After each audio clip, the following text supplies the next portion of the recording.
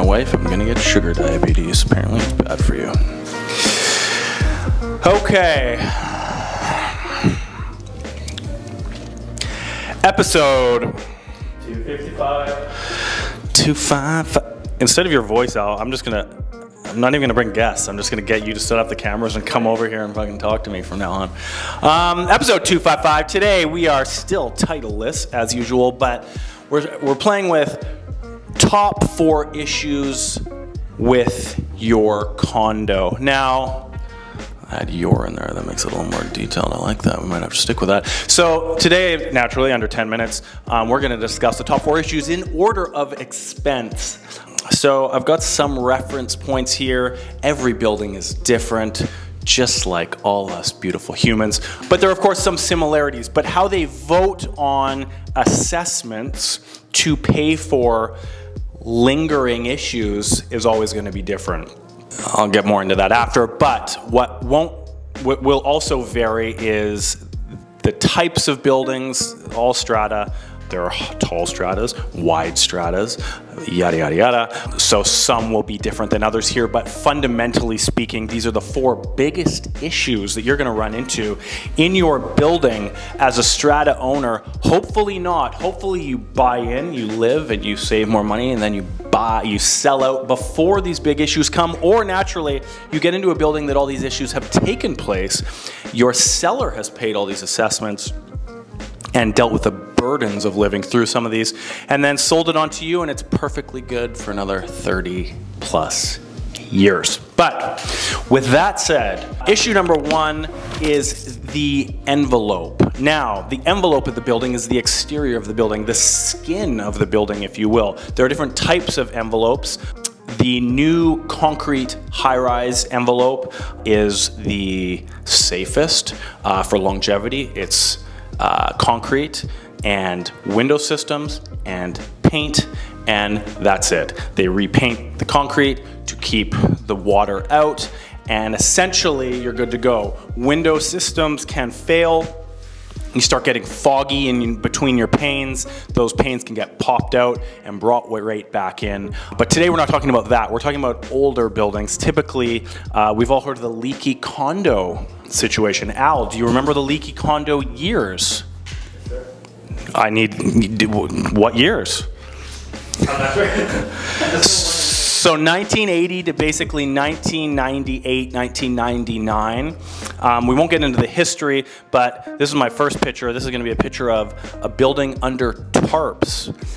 So if you see these buildings, it looks like a big cocoon. This building has had envelope issues and is being remedied. Now, the remedy for this is called rain screen, and this is going to be this picture right here, which I'm gonna show you, which I've gotta remember to send myself now. And you can see the flashing, the white flashing between the light blue cedar siding all the way up.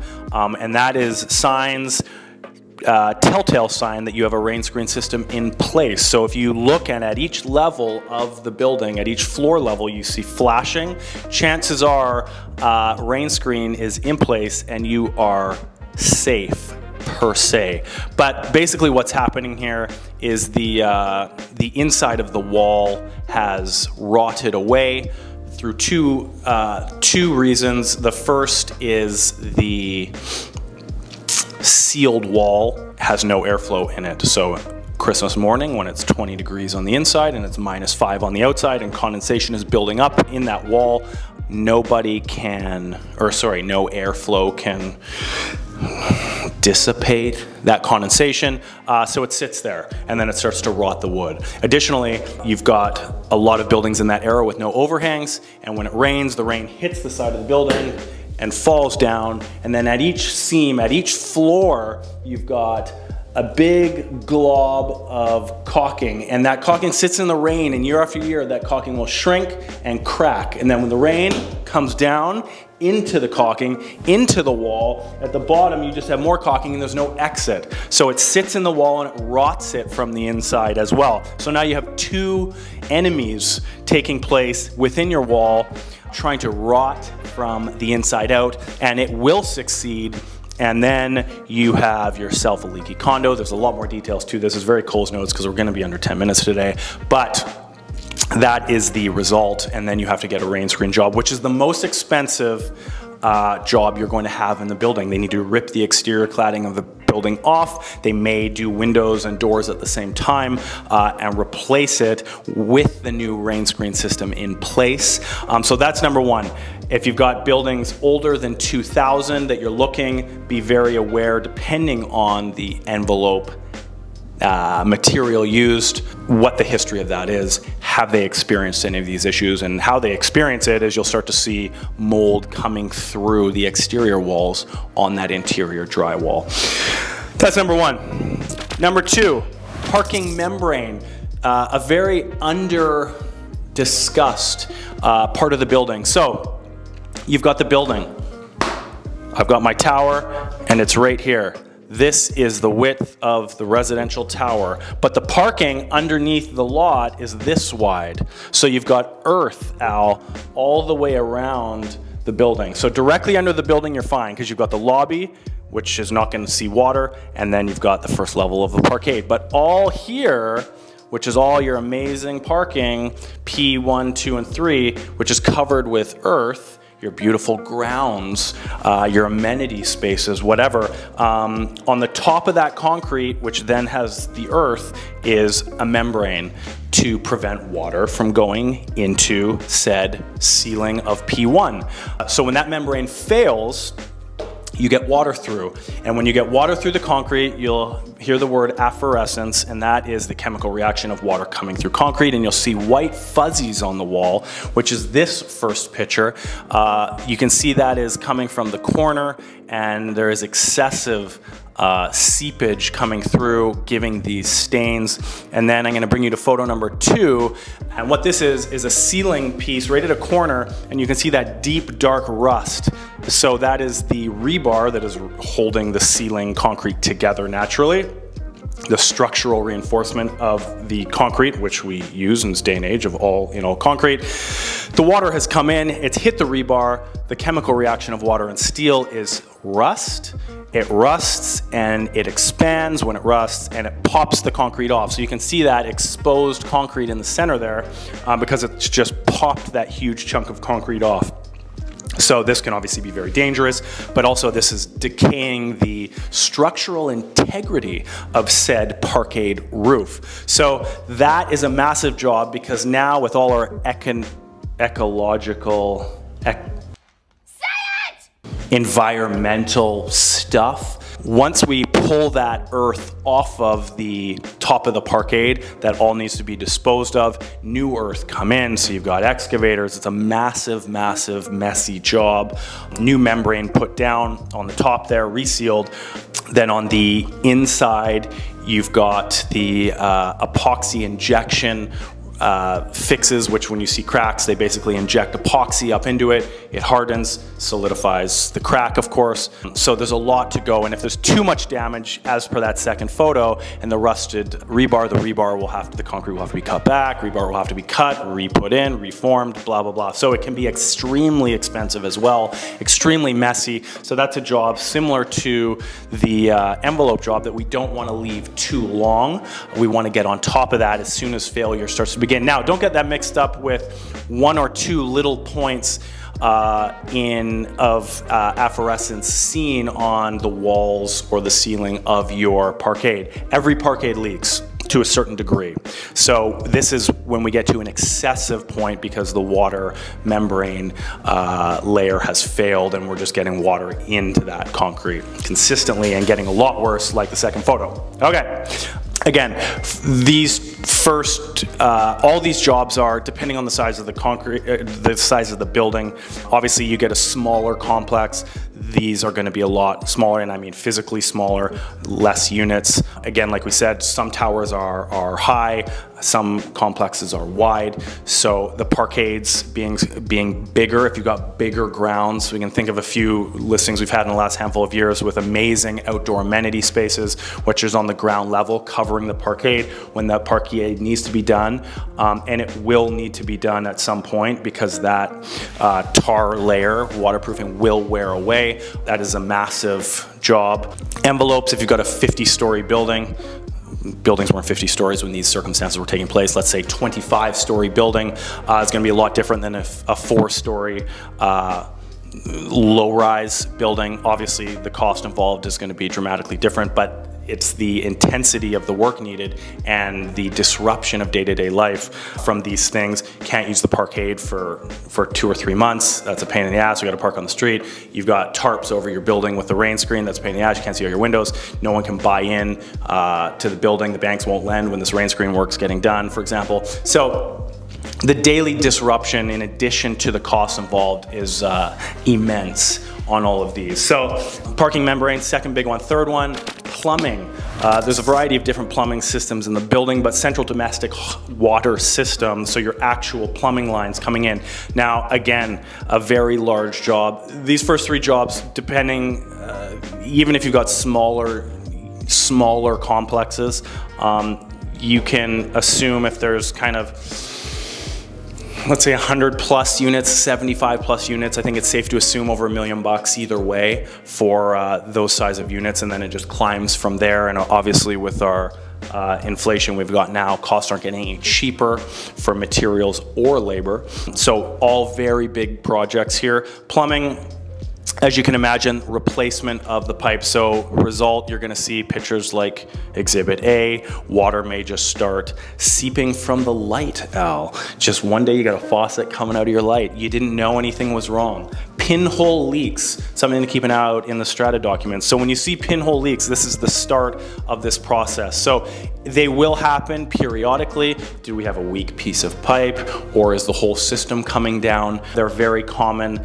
And just because they begin to happen doesn't mean you need to get that plumbing, or the strata needs to get that plumbing whole system fixed right away. These are all layers of economic question marks of, does it make sense to just patch repair, or does it make sense to go and do the big boy and rip the whole thing apart?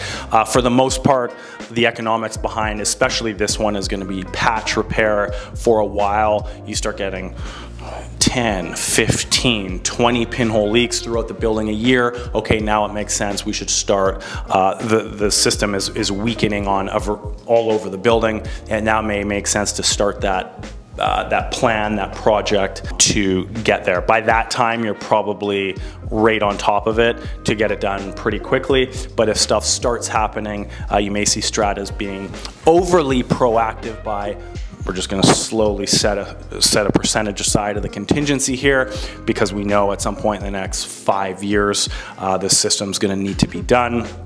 Not a common action by most stratas, but we've definitely seen it. But again, picture 2, you're going to start seeing stains on the ceiling coming through. If you've got popcorn, if you've got drywall, stains on the ceiling, water staining, obviously. That pinhole leak just goes, and then you got a little spray because they're under pressure, of course. I had this in my basement. This can happen, obviously, all of this can happen in not the parking membrane, but the envelopes can happen in houses as well. Plumbing, of course, happens in houses as well. We had a little plumbing incident at my house just the other day, Al. A line coming right out of the hot water tank, under pressure, of course, and it's shooting about 8 feet across the room, filling the cat litter box with fresh, warm water, which was an amazing circumstance. But will happen to the best of us, and that was 22-year-old plumbing, typically 20 to 30 years. This stuff will last, these copper lines in there. And again, third picture here, you're gonna see the little decay on the line there. That's that copper just wearing away. The type of water we've got here will, of course, decay the copper over time. There's a variety of fixes and band-aids you can do at different levels throughout the years when this begins, but this is what it looks like. And again, this is a system that is a working system under pressure constantly, so it will inevitably fail and will inevitably be needed to be done. That is number 3. And number 4 is the roof. So similar to photos in number 3, you can see this photo on the exterior. Number 4, where there's a variety of different types: tar and gravel roofs, flat roofs, angled roofs. shingled roofs, cedar, tar again. A lot of condos will have rooftop patios, so that, in my opinion, is the best. You've got the waterproofing underneath and you've got concrete pavers on top, so that UV and that direct element exposure that will decay, like we see in the picture here. An exposed membrane is majority blocked by the cinder block patio that you have on the roof, so that's nice to see. And of course,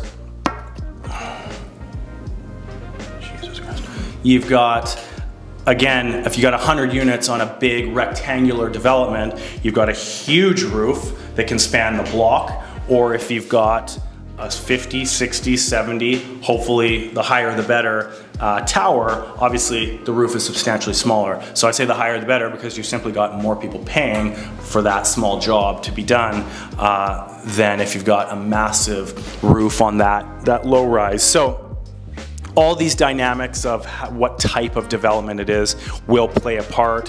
That big expensive tower with a very small roof footprint is going to be dramatically cheaper than those, let's say, lower end or even higher end low-rise or townhouse development that have a lot of square footage in exposed roof. So just a final on this, for anyone who isn't familiar, unit entitlement is what is used to decide how much money you are going to pay for all of this, and the voting structures on all of these is going to be different for every building. So are we pulling everything out of the contingency reserve fund, the building savings account, or we're going to pull 50% there and assess everyone out over the next 4 months? The other 50%, how are you charged? Unit entitlement, that means the total livable square footage in the building divided by your square footage in your unit, your 1,000 square feet, and what percentage your 1,000 square feet is of the total livable in the building is the equation used to find out, okay,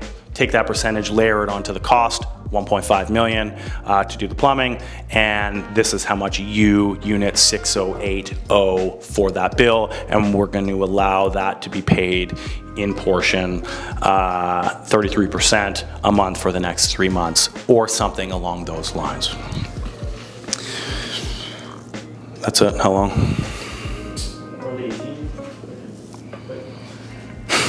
Okay, well, we still yet to achieve the elusive 10-minute video. That is it. Those are the basic telltale signs. Another thing, these are systems that are in every building. Every building has an envelope. Every building has a plumbing system. Every building has a roof.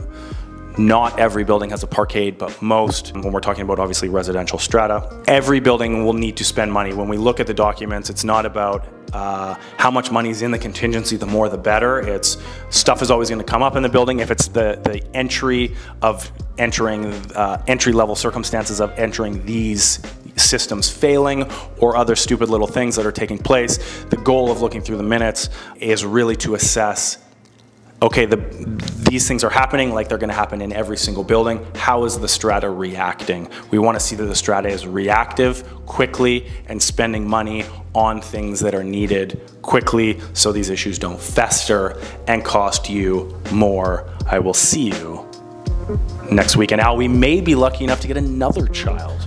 Even though last week's child had zero care or desire to be sitting beside me on that couch, as you can tell by facial expressions throughout that what felt like 2-hour video.